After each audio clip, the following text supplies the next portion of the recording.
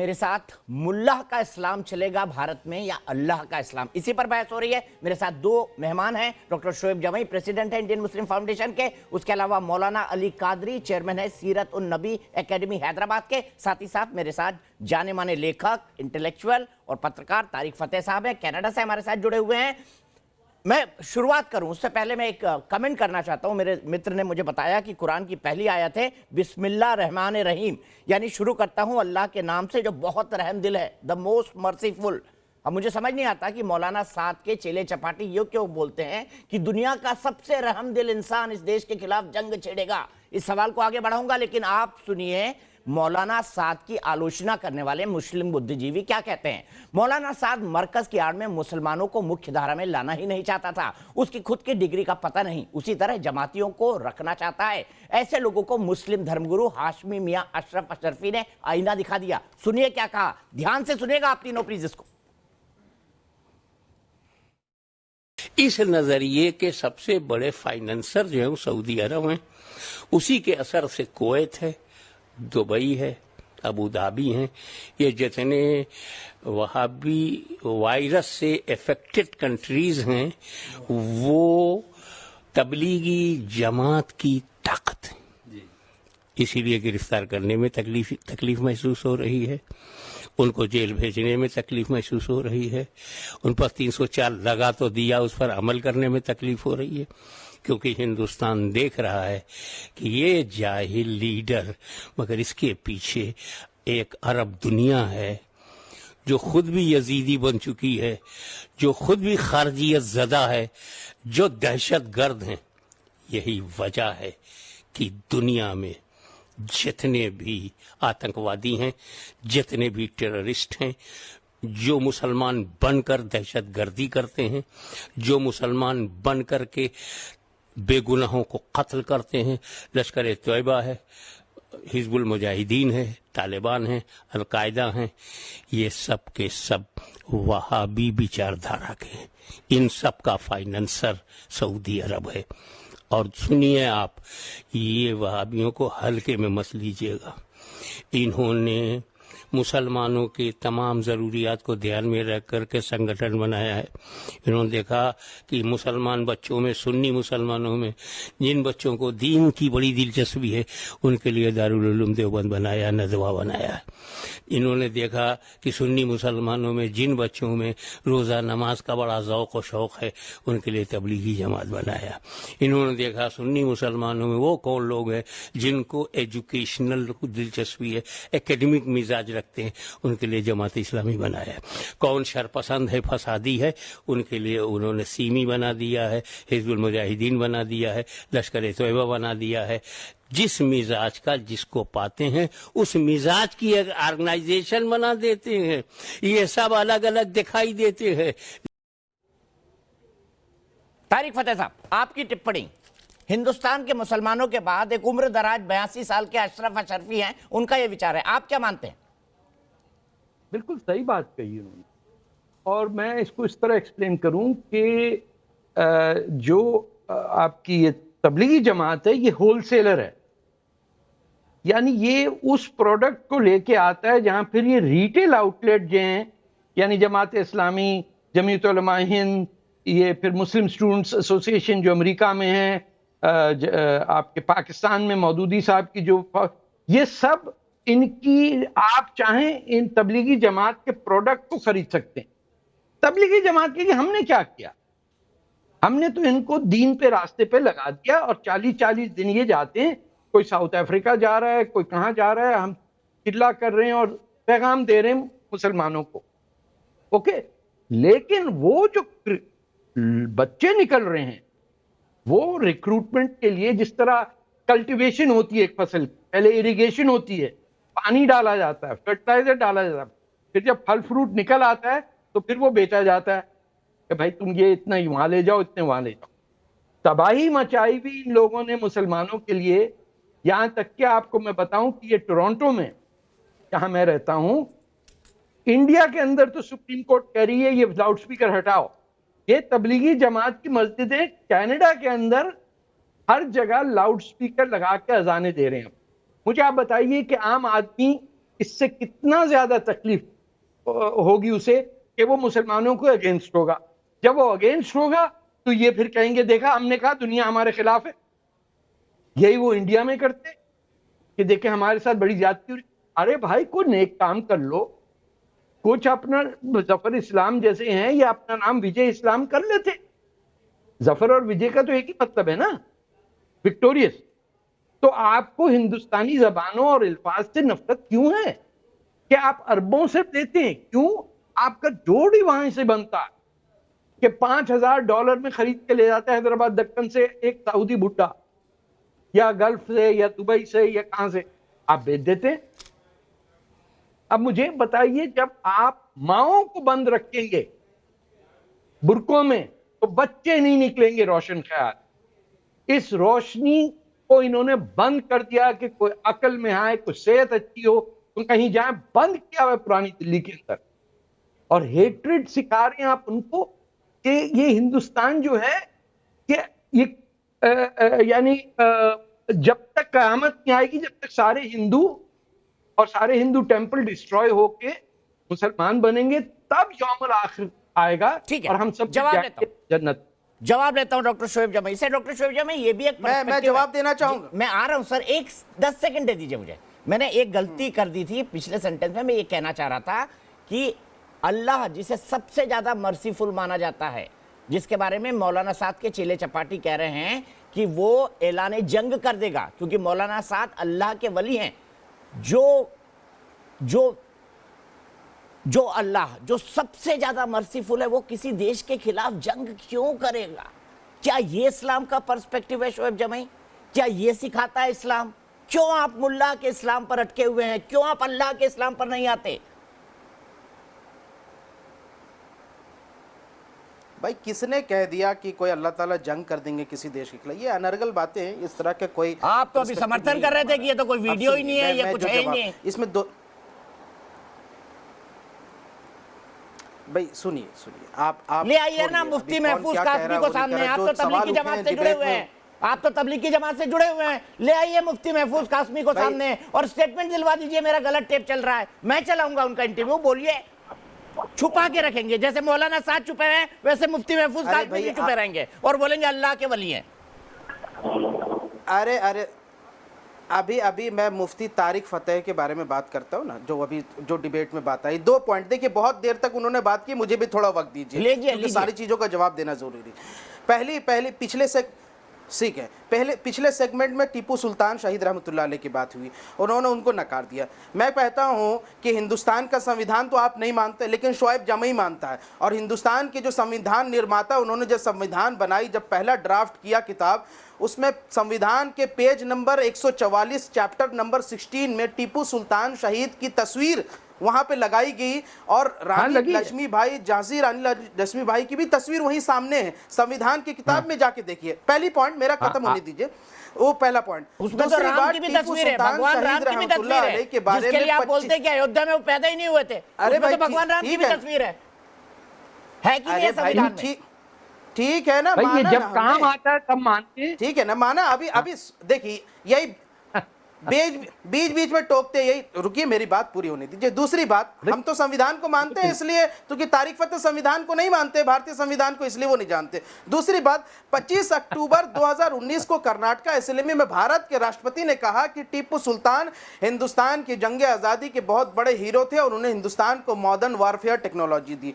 तीसरी पॉइंट कि टीपू सुल्तान ने जो है वो श्रीरंगपट्टनम में मराठों से इसलिए लड़ाई की थी क्योंकि वहां पे एक मंदिर पे हमला हो रहा था, उस मंदिर को बचाने के लिए टीपू सुल्तान ने लड़ाई की। चौथी बात, उनके बारे में लोग क्यों ऐसा कहते हैं, इसलिए क्योंकि केरला के जो राजा थे, सुन लीजिए, 1 मिनट कंप्लीट हो रहा है, 1 मिनट, ये तरीका नहीं है। केरला के जो राजा थे तरवंकोर के नामुद्री, उनके खिलाफ उन्होंने 1839 में इसलिए जंग की थी क्योंकि वहां की दलित महिलाओं ने ये आवाज उठाई थी कि हमको स्तन ढकने का, यानी ऊपरी शरीर का हिस्सा ढकने का अधिकार नहीं था। उस अधिकार को दिलाने के लिए उन्होंने स्तन ढकने के लिए, सुनिए, वो ब्राह्मण राजा थे, उसके खिलाफ उसने लड़ाई लड़ी थी और 1839 को वहां की जो दलित महिलाएं थी, शूद्र महिलाएं थी, उनको स्तन ढकने का जो है वो अधिकार मिला। ये इतिहास है, ये जाके पढ़ लीजिए टिप्पू सुल्तान के। दूसरी बात, अब मैं दूसरे सेगमेंट में आ जाता हूं। एक मिनट मैं कंप्लीट कर लेता हूं। बाबर ने क्या किया था जो आपके आदर्श है? हिंदुस्तानी मुसलमान, बाबर ने क्या किया था जो आपके आदर्श है? भाई हिंदुस्तान, बस बेटियां उठा के ले गए थे। हम तो टिप्पू सुल्तान शहीद रहमतुल्लाह अलैह की बात कर रहे हैं ना। नहीं, मैं बाबर की भी पूछ रहा हूँ जो आपके आदर्श है, जो किया जिसके लिए आपके सबसे बड़े सेक्युलर नेता असदुद्दीन ओवैसी बोलते हैं कि 800 साल तो हम लोगों ने राज किया यहाँ पर। भाई मैं टिप्पू सुल्तान की बात कर रहा हूँ, आप मैं बाबर की भी कर रहा हूँ ना, ओवैसी की भी कर रहा हूँ, जो आपके आदर्श हैं। आपके शाहीन बाग के साथ कंधा से कंधा मिलाकर खड़े थे वो। लीजिए, अभी मैंने आपको यहाँ सारा लेखा जोखा बता दिया, तो आप मुझे डिस्टर्ब मत कीजिए। मैं दूसरी बात कर रहा हूँ। इन्होंने हिंदुस्तानी मुसलमानों को बदनाम किया। अरे भाई, हिंदुस्तानी मुसलमान हम, ठीक है, हम ही तो हिंदुस्तानी मुसलमान है जो मौलाना आजाद पैदा करते हैं। हम ही हिंदुस्तानी मुसलमान है जो ब्रिगेडियर, वो तो मक्का में पैदा हुए थे भाई, हमीद पैदा करते हैं। हम ही तो अबुल कलाम है, ये तो हमारे ही मुसलमान हैं। मक्का में पैदा हुए थे, कहीं और के मुसलमान नहीं है। और दूसरी बात, ठीक है भाई, वीजा लेके हमारे अपने मुसलमान है, तभी तो हम फख्र से अपने पास, भाई लो ना, हम तो अपने फख्र के साथ अपना हिंदुस्तान का पासपोर्ट दिखाते हैं। आप हिंदुस्तान का पासपोर्ट दिखा दो, तारिक फतेह के पास तो पाकिस्तान का पासपोर्ट होगा, क्योंकि ये पाकिस्तान में पैदा हुए। हम अपने पास हिंदुस्तान का पासपोर्ट रखते हैं, ये मैं फख्र से कहता हूं। ठीक है, बहुत बढ़िया, बहुत बढ़िया। इसीलिए शोएब जमाई, हो गई आपकी बात, बहुत वक्त दिया आपको, हो गई आपकी बात। सुनिए, मैं फुटनोट देता हूं, फुटनोट देता हूं, इसमें फुटनोट देता हूं, जिसके बारे में शोएब जमाई उसी विचारधारा के समर्थक है। शोएब जमाई का ऑडियो डाउन, जो कहती है कि शाहीन बाग में कागज भी नहीं दिखाएंगे और कोरोना वॉरियर्स पर मौलाना साद के भड़काने के बाद पत्थर भी बरसाएंगे। ये क्या है तारिक फतेह साहब, बताइए। ये खुद, ये आपको पाकिस्तानी कह रहे हैं, पाकिस्तान से आपकी कितनी अदावत है मैं उसमें नहीं जाना चाहता, लेकिन शोएब जमाई साहब को ये बताइए कि हिंदुस्तान में रहकर हिंदुस्तान के खिलाफ क्यों खड़े होते हैं? मैंने इनको बोला था कि अगर आप एपीजे अब्दुल कलाम वाले मुसलमान बनेंगे तो मैं आपको अपने सर पे बिठा के नाचूंगा, लेकिन नहीं, ये शाहीन बाग वाले मुसलमान हैं। ना, पहले इनको बोलिए, इनको बड़ा प्रॉब्लम क्या है? ये हिंदुस्तान का पासपोर्ट दिखाएं पहले। दिखा दिया, वो हिंदुस्तानी नहीं है, माफ कीजिएगा, वो हिंदुस्तानी नहीं है, हिंदुस्तानी नहीं है। शोएब जमाई, क्या फालतू के आर्गुमेंट लाते हैं आप? ये नायपॉल को भी कहेंगे, इसलिए ये हिंदुस्तान के दुश्मन है। भाई इन्होंने कहा था कि हिंदुस्तान के 4 टुकड़े होने चाहिए, उसका जवाब दे दीजिए। तो 3 तो आपने कर लिए। वीडियो दिखा देता हूं, 3 तो आपने कर लिए। जिसमें बीबीसी के इंटरव्यू में इन्होंने कहा था कि दिल्ली और लाहौर के बीच में समानता है, लेकिन दिल्ली और मद्रास के बीच में समानता नहीं है, इसलिए हिंदुस्तान के 4 टुकड़े होने चाहिए। उसका जवाब दीजिए आप, क्यों भाग जाते हैं आप? उस वीडियो का जवाब दीजिए। रमजान है भाई मियां, ए भैया, ये रमजान है, दिखाओ दीपक, शोएब जमाई, ठीक है। तारिक फतेह साहब, सवाल आपका ये था भाई, इसका जवाब शोएब जमाई बात हो गया होने की बात। देखिए, ये वायरस जो है ये ऐसे नहीं जाएगा। इन्होंने अबुल कलाम आजाद की बात, आपको थोड़ी बात मैं भी बता दूं तो अबुल कलाम आजाद ने क्या वजह थी कि हिंदुस्तान के हर स्कूल के सिलेबस से सिंध की तारीख हटा दी। आप हिंदुस्तान की किसी बुक शॉप में जाके कहें मुझे 8th सेंचुरी इंडिया की किताब चाहिए, आपको नहीं मिलेगी। क्यों? कि वहां पे बात आती थी सिंध की, कि आपके नेशनल एंथम में तो पंजाब, सिंध, मराठा सब आ रहा है। इन्होंने कहा अब क्या होगा, ये सिंध का क्या करेंगे हम? यहां से तो हिंदुस्तान पैदा हुआ, मोहनजोदारो, तक्षशिला, ये सारा इंडस वैली सिविलाइजेशन। आजाद साहब ने स्कूलों के टेक्स्ट बुक से हटा दिया, और उसमें और क्या हटा, जो करकोटा सिविलाइजेशन थी, जो कश्मीर बेस्ड हिंदुस्तान की सबसे, आप समझे, अजीम पावर, तो कैस्पियन सी से बांग्लादेश के दरियाओं तक जाती थी, वो गायब है आपके टेक्स्ट। सिर्फ ये था कि catering to the veto power of this blackmailer, कि साहब ये नहीं होगा, हम ट्रेन पे बैठ के पाकिस्तान चले जाएंगे। और क्यों नहीं गए ये लोग? जब 1951 में बंगाल में ये पता चला कि वहां आके ये यूपी और बिहार के मुसलमान कह रहे हैं कि यहाँ उर्दू जबान होगी। बड़ा दंगा हुआ वहां। और लियाकत अली खान प्राइम मिनिस्टर थे पाकिस्तान, उनकी सारी सीटें जा रही थी। उन्होंने नेहरू जी से हाथ किया कि यार इनको रोको वरना मेरी गद्दी जाएगी, वरना ये ट्रेनें रुकी। ये तो 1970 तक लोग आते रहे हैं, आके पाकिस्तान में रहते थे, फिर वापस चले जाते थे। कितने लोग गए हैं? और मुझे बताइए कि जिस मुल्क में 5% लोग उर्दू बोलते थे, वहां इन बिहारियों और यूपी वाले पाकिस्तान के मुसलमान जिन्होंने बनाया, उन्होंने आके वो कौमी जबान कर दी वहां। तो आप उसका देखिए कि इस कम्युनिटी ने, जिसको ये जमीयत उलमा हिंद और आपके जमात, इन्होंने पूरे हिंदुस्तान को इतना नुकसान पहुंचाया कि आपकी सारी प्रोग्रेस रुकी हुई है इनके दंगे के थ्रेट से। यूं मार देंगे। गांधी जी ने नहीं कहा था हर ट्रेन में जाता हूं एक मुसलमान तो वहां दादा खड़ा ही होता है, किसी की पिटाई कर रहा होता है, खाम अरे मार दूंगा मार दूंगा। ये गांधी जी ने खुद कहा। ये एटीट्यूड है मस्कुलैरिटी का कि कागज नहीं दिखाएंगे, चार मीनार देख लो। अरे तो ये समझते कि ताजमहल का तुर्कों ने आके बनाया। वो मजदूर जो वहां काम किए थे वो किसके नौकर थे? वो पत्थर कहां से आया? हिंदुस्तान के खून से बना ताजमहल, और ये ऐसे प्रिटेंड कर रहे हैं कि ये ताजमहल तुर्की से। अरे तुर्की में था तो भाई वहां बनाते, वहां क्यों नहीं बना? ये हिंदुस्तान की ब्यूटी है कि उसके अंदर रह के आपका ताजमहल बना, क्योंकि हिंदुस्तानी आर्किटेक्ट थे, हिंदुस्तानी काम करने वाले थे। जो मंदिर बना चुके हैं यहां हमारे टोरंटो में, जिसके अंदर एक सीमेंट का दाना नहीं, एक लोहा नहीं, और पूरा मंदिर खड़ा हुआ। और यहां आके इन्होंने बना दिया आपको। इमाम हुसैन की औलादों को सिंध में जगह मिली, ये आप देखिए, उनका मजाक उड़ाते हैं। आप मस्जिद जो है आपकी दुनिया की पहली मस्जिद, केरमान मस्जिद से कहते हैं, वहां आप केरल में है। आपको पता है कि एक सुल्तान हिंदुस्तानी मानी गया, एक मुगल बादशाह है नहीं है जिसने हज किया हो।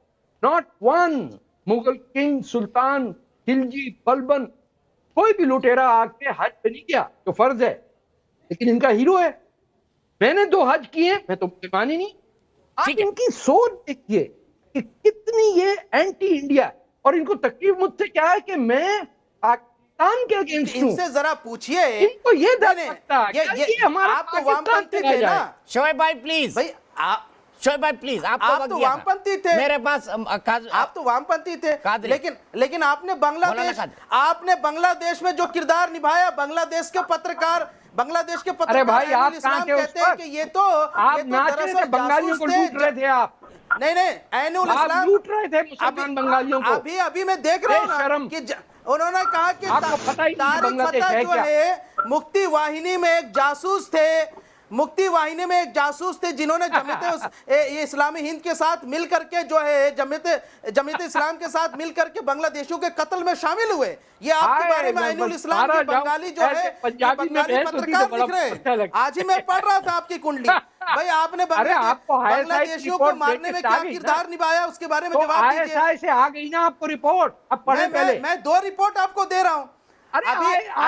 आपके पास। अरे भाई मैं तो पिछली बार आपको वीडियो दिखाया था ना, आपने कहा कि हिंदुस्तान के 4 टुकड़े होने चाहिए। आप लोग कितना करवाना चाहते हैं शोएब जमाई? इसका जवाब नहीं दिया। आप लोग कितना करवाना चाहते हैं? शाहीन बाग को तो अलग कर दिया था आपने कई दिनों के लिए, हिंदुस्तान से आइलैंड बना लिया था शाहीन बाग को, सड़कें भी बंद कर दी थी, और बोला था कागज भी नहीं दिखाएंगे और कोरोना वॉरियर्स को भी मरवाएंगे।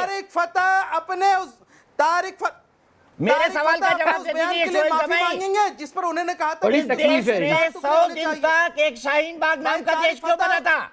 इस देश में 100 दिन तक एक शाहीन बाग नाम का देश क्यों बना था? जवाब दीजिए। दीपक चौरसिया जी, पुरानी दिल्ली भी देश अलग है। हिंदुस्तानी है ना, हिंदुस्तानी है, आप हिंदुस्तानी है आपसे ज्यादा जी, आपसे ज्यादा।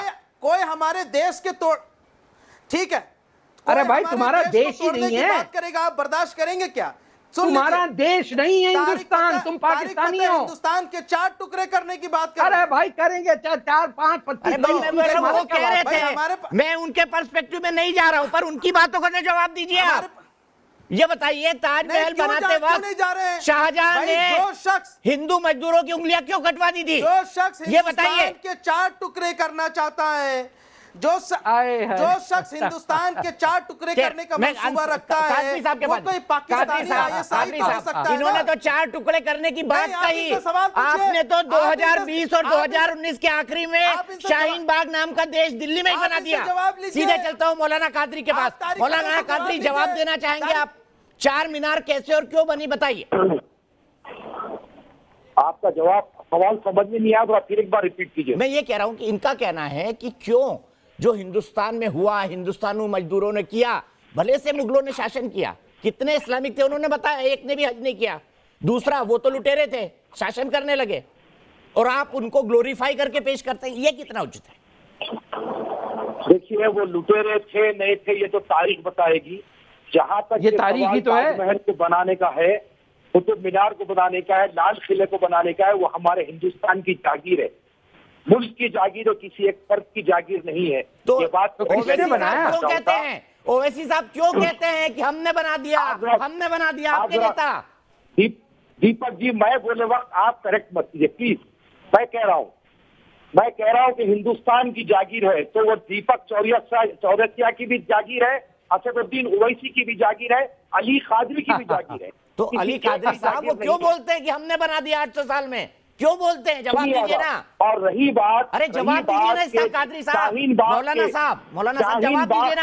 असदुद्दीन ओवैसी क्यों कहते हैं कि 800 साल में, असदुद्दीन ओवैसी क्यों कहते हैं कि 800 साल में मुगलों ने बना दिया? एहतजाज करना हमारा जमहूरी हक है, सड़क रोक के नहीं, बिल्कुल। जमहूरी हक है, सड़क रोक के नहीं, हमारा संविधान सड़क हमें रोक के हक नहीं, दिया एक देश को कि हम बंधक बनाकर नहीं। हैसियत के शहरी यहाँ पर एहतजाज कर सकते हैं, लेकिन कोई हाँ, दूसरे औरंगजेब ने ये मुल्क के इजाजत आदमी दी को हमारे दाखिली तैमूर ने मामले इनको में बोलने इजाजत का दी थी। कोई हक नहीं है। जहाँ तक के ये सारे पता का ठीक बात है, है, ठीक है। तो इनको ये बताइए मेरे पास अफसोस, कि हमारे मौलाना मुल्क के कादरी साहब, मामले में मौलाना ना कादरी बोले, साहब, भारतीयों मौलाना कादरी साहब, मैं सिर्फ ये कहना चाहता हूं, एक वायरस है कोरोना, और दूसरा भी वायरस है जो इस देश में घर कर गया है। आप किसी से राजनीतिक विरोध रख सकते हैं, आप उसके खिलाफ प्रदर्शन कर सकते हैं, बट किसी एक जगह को बंधक बनाकर नहीं।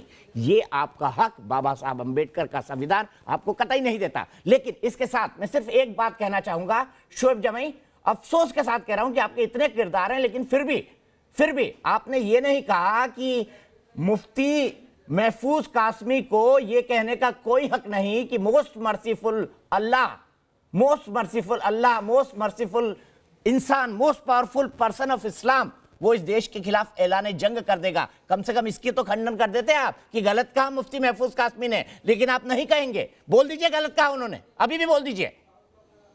ऐ वतन वतन मेरे आबाद नहीं कहेंगे आप। रहे तू जहां ये भी रहे, राजी फिल्म का जहां गाना है, भी याद कौन सा है रहे इनको? तू। राजी फिल्म का गाना, ऐ वतन जो गाना हाँ। पाकिस्तान में गाया गया, ऐ वतन ये गाना पाकिस्तान में मेरे फिल्माया गया, आबाद रहे तू, पाकिस्तानी एजेंट बनी हुई है उसमें। वतन अरे मेरे शोएब जमाई, रहे तू। शोएब जमाई क्यों तू कॉमेडी शो जहां करते हो यार रहे, मेरे जहां साथ? भी मुझे बताइए, ये राजी फिल्म का गाना है, और राजी फिल्म में ये गाना पाकिस्तान को प्रेस करते हुए गाया गया था। देखिए शोएब जमी को कौन सा गाना याद आया, लेकिन मैं आपको ये बता दूं, हमारा मकसद किसी भी कौम को नीचा दिखाना नहीं है। मैं सिर्फ ये कहना चाहता हूं कि इसमें कुछ गलत लोग हैं जो अल्लाह के इस्लाम को नहीं मानते, मुल्ला के इस्लाम को मानते हैं। और एक बात, मौलाना साद के जितने समर्थक हैं ना, वो ये भी जानते हैं कि जिस तरह जफरुल इस्लाम तक आज दिल्ली पुलिस पहुंच गई, वैसे कानून के हाथ बहुत लंबे होते हैं।